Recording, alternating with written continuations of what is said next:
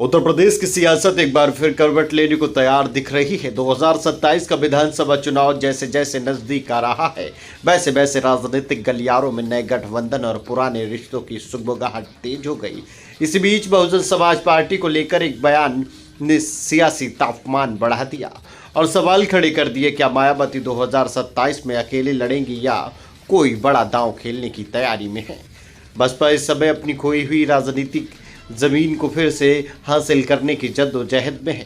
2017 और 22 के विधानसभा चुनाव में लगातार कमजोर प्रदर्शन के बाद 2027 का चुनाव पार्टी के लिए बेहद अहम माना जा रहा है। ऐसे समय में कांग्रेस के यूपी प्रभारी अविनाश पांडे का कहना है कि अगर बसपा चाहे तो इंडिया गठबंधन को उसका स्वागत है।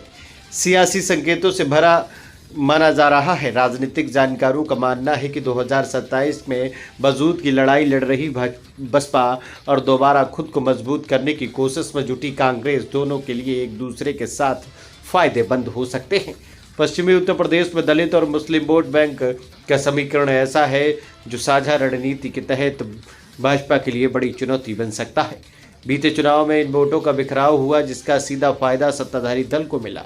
हालांकि बसपा प्रमुख मायावती अब तक यही दोहराती रही हैं कि पार्टी चुनाव अकेले लड़ेगी, लेकिन शायद अब अकेले नैया पार होती दिखाई नहीं दे रही है। लेकिन हाल के दिनों में कांग्रेस को लेकर उनका बदला हुआ लहजा सियासी हलकों में चर्चा का विषय है।